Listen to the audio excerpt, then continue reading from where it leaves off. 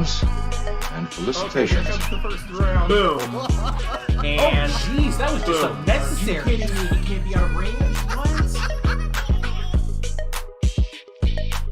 Greetings and felicitations, YouTube. You're all the Appian Way here with a battle replay I'm kind of proud of. This is a 1v1 between myself and Death. I'm playing as Sparta, he's playing as Lycia, and let me tell you, this battle had some really interesting things going on. Chiefly, it's going to be a battle of patience. He's going to want to fight me in the mud. I don't want him to fight him in the mud. I want him to get out of the mud. So there's going to be a lot of standing around staring at each other across the battlefield. That would not be legal for tournament play. Speaking of tournament play, I've got a tournament going. You could register right now. There's links in the description to the Discord where you can, register, stuff like that. We want to see you there. There's multiple events going on, so and some of them aren't even all that competitively up there as far as anxiety levels go. So we hope we'll see you in that battle. Anyway, let me go ahead and set this back to kind of where I've had it in the past. Perfect. Here we go. So let me talk about his army first. He brought, I would say, a very tough infantry lineup for me to beat. He brought 4 renowned Khopesh fighters, 2 Companions of Sarpedon, 2 Courtevantes. He also brought 3 hunters and an archer skirmisher hero in a chariot. For my forces, 3 light spear runners, which I've just chased off his archer skirmisher hero with, thank goodness, because he was already starting to tear apart my 2 axe champions. And then I brought 5 renowned Laconian axemen. You might have heard from me recently. I am trying to find ways to really get value out of them. I think in the future I'm only ever going to bring like 2. And maybe even then, if I bring these, I might not bring light spear runners, because really these guys all have the same job. I also brought an armored spearman, currently with shields on their backs. I probably need to swap that over to shields in their hands because there's so many bows and javelins over there. And my hero, Fighter Ravager hero. And then I've also got a secret, which I'll keep for the very end. Anyway, so he's taken up the central position here in the Mudlands, and he's going to try to use it to the best of his ability. And, you know, I definitely don't blame him for that. I think this is a good strategy. He does make a couple chief mistakes in this game, and one of them was just actually a really unfortunate aspect of the battle. He apparently in his graphic settings, either he did it himself or something got swapped on him. He turned off the ability to see the streams that skirmishers fire. When all of these units, fire their weapons, there's a projectile that's very small and very hard to see, but then there's also the streaks that follow it that make it visually popping, and so that you understand, oh hey, I'm being shot, or oh hey, I'm shooting the enemy. He for some reason had that feature turned off, and he didn't realize it until it was too late, and I'll point out where that was. The other thing he does is he turns off fire at will on all of his Companions of Sarpedon and renowned Khopesh fighters at a stage where I get my hero really up and in his face. And because he did that, he didn't want to waste all of his javelins on my hero. Completely understandable. But he then forgot to follow that up by turning the javelins back on again, but he was also distracted by the fact that he wasn't able to see any of the streaks. There's those streaks I'm talking about. So this is where it really gets him down. I move up my 2 axe champions here to start unloading their javelins into his hero, and he had no idea they were coming. I guess he wasn't paying attention to his health bar or something, but all of a sudden, boom, there goes his chariot. I'm now satisfied with these guys' contribution here. I'm going to start falling back with him, retreating back towards my... trying to stay outside of the range of his hunters as best I can, because the axe champions are unshielded. They will get beat up by all of these skirmishers. Now, I am working to outflank. I'm doing what I can to get my units around him, surrounding his position, but I also really want to encourage him to leave the mud. It's very important to me that I don't fight him in the mud. So he starts moving up his hunters so that he can start beating up my axe champions. So I'm going to start moving up my Fighter Ravager here, and then he's going to fall back because he doesn't want his hunters to fight my Fighter Ravager. So I fall back. There's going to be a little bit of ebb and flow with this. Now at this stage, this is where I got to point out, if this was my tournament, I would be yelling at myself to engage. I would be saying, hey look, you can't just stand there, you have to maneuver. So I'm maneuvering. I'm trying to position my forces to surround him. You always have to have at least one unit that isn't just your hero actively engaged and either moving towards the enemy or outmaneuvering your enemy, or or actively spending their ammunition or fighting, right? Those have to be happening, and it can't ever just be the hero. So my opponent is also kind of keeping that kind of rule mentality in mind, so he's going to, when he can, move up his hunters, move up his infantry, inch towards me, kind of try and do this ebb and flow. I'm at a point now where I have to advance with something. I'm only advancing with my hero. That wouldn't be allowed. I need to advance with something else, but it's also at my detriment right now that I'm just standing here, because look at my axe champions just get torn up by these hunters and by that archer skirmisher hero. I start serpentining my hero forward, because I'm hoping I can also get some javelins out of the Khopesh fighters, Companions of Sarpedon. They're not shooting, so I'm like, alright, I'm just going to go all in here. I'm going to attack the hunters. They got the first strike against me, which is funny, but now I'm finally in here. So he's going to start moving up his Companions of Sarpedon to beat me up. My hero's facing the wrong way. All the while the hunters are still opening fire. They're still shooting. My poor axe champions. I'm down, let's see here, how many units are left now? I'm down to 55 out of 90. I can't just sit here to keep taking this. These guys have to fall back. I set these guys shields in hand now. I'm hoping I can get him to retarget to shoot my armored spearmen instead. And, he falls back with his Companions of Sarpedon, so I turn around. I'm going to go right back in, and instead of shooting my armored spearmen, he's going to start shooting my renowned Laconian axemen. I start moving them up because I have to be maneuvering, I have to be advancing. And then just as quickly when I notice he's shooting at them, I fall back with him. So again, I need to be advancing with something. I should be moving up my armored spearmen at the very least. Something has to be happening as I'm retreating with all my units right now. I see the heroes kind of moving up here. I think he's looking for an opportunity to shoot at some of my axe champions. So I'm going to go ahead and chase while being chased by Companions of Sarpedon. And I'm still hoping he'd shoot at my armored spearmen, but it's just not coming. It's just not happening. My hero's in trouble. I've got to fall back with him now. The hunters are way out here now, but I think Death recognizes that, so he's going to fall back to the relative safety of the mud. He doesn't want to leave this mud. Alright, so I'm falling back from the Companions of Sarpedon. They're beating me up. They're definitely dealing a little bit of damage to my hero here. But there's method to my madness. There's a reason for everything I'm doing.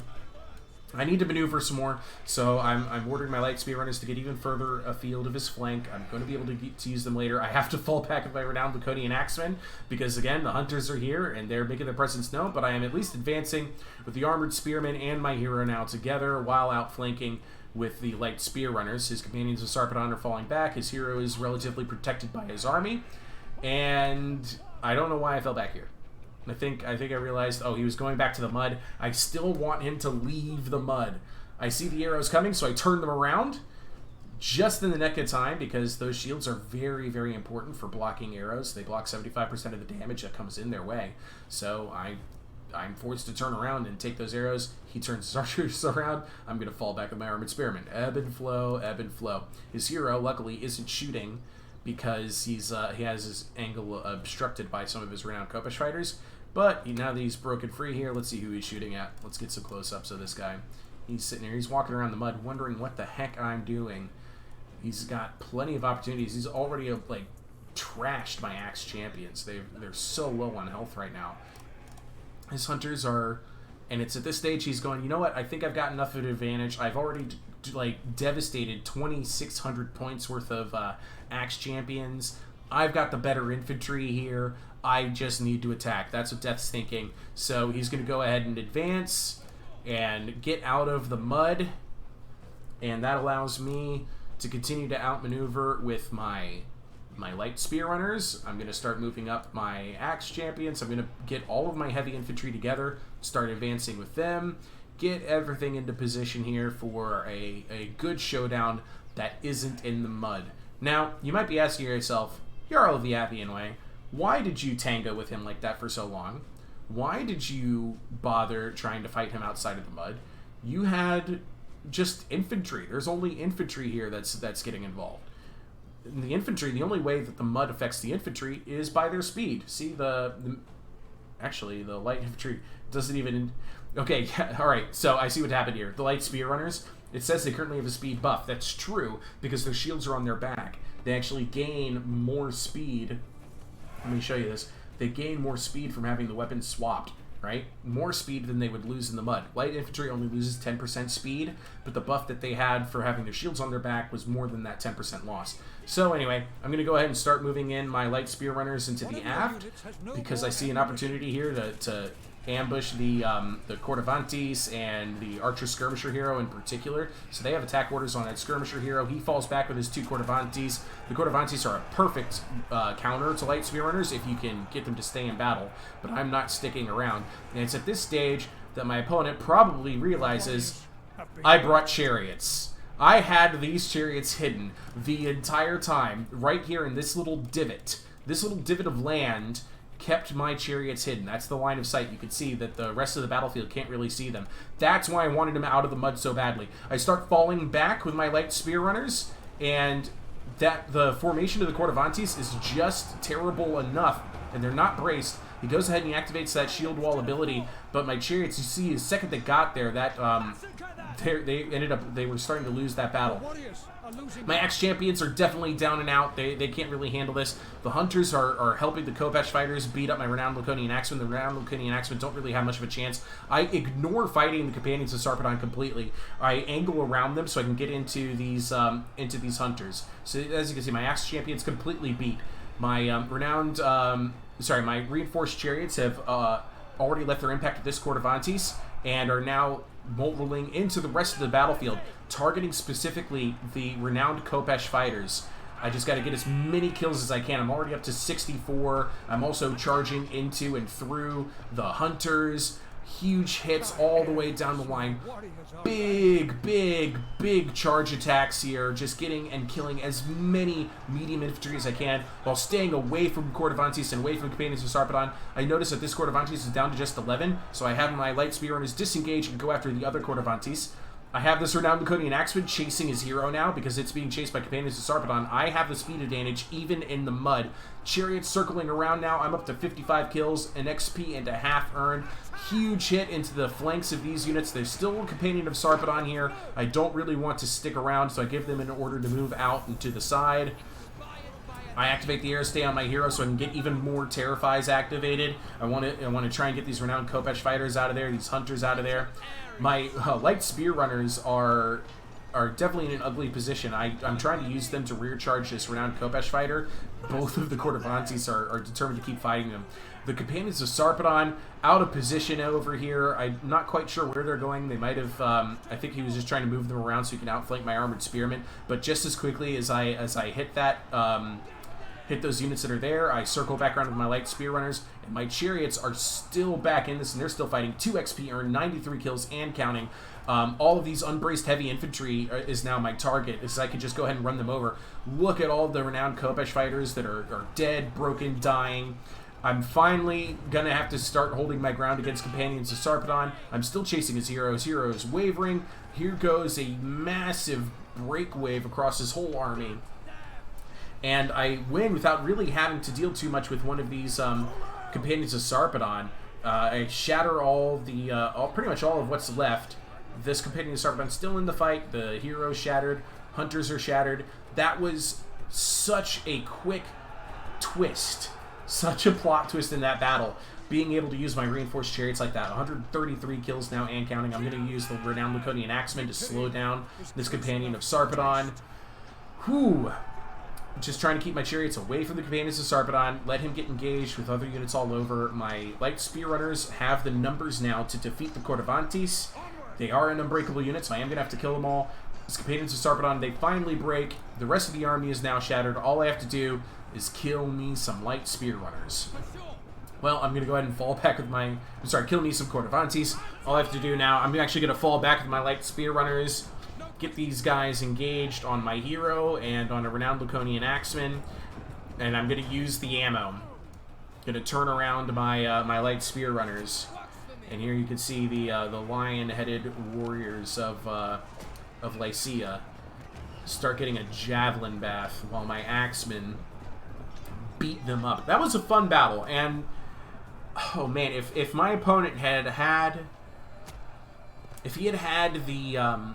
the fire at will figured out, he might have just flat out won. But here we go. This is death to the Cordovantes now, delivered by javelin point. Look at these men. They did it. They held very, very strongly and all the way to the end. But there's their javelin bath. Last man standing. He's down. Shot through the heart. What a fight!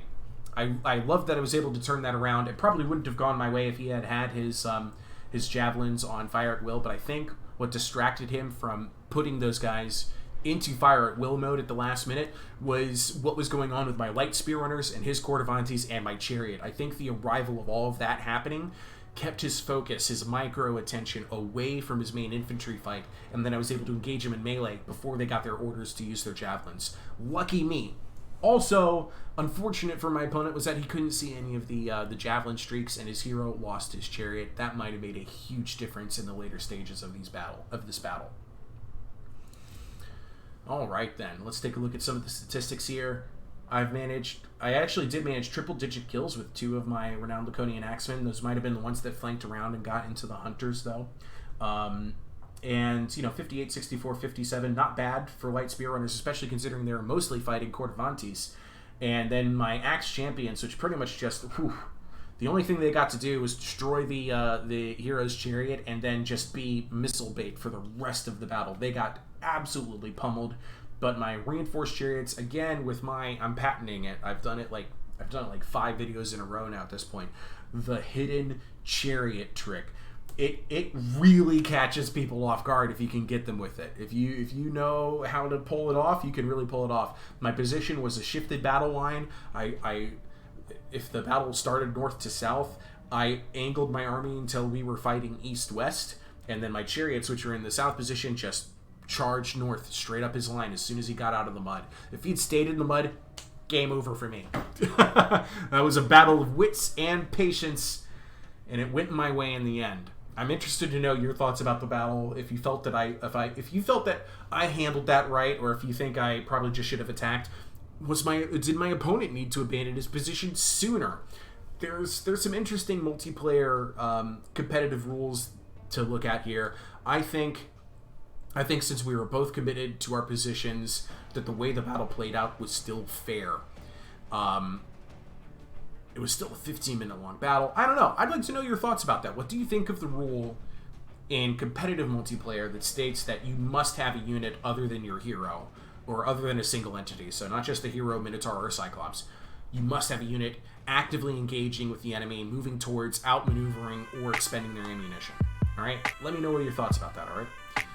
Anyway, there is a tournament going on, so please register. There's links in the description for the Discord. And yeah, okay? Ta-ta, I love you all, and I'll see you guys in the next video.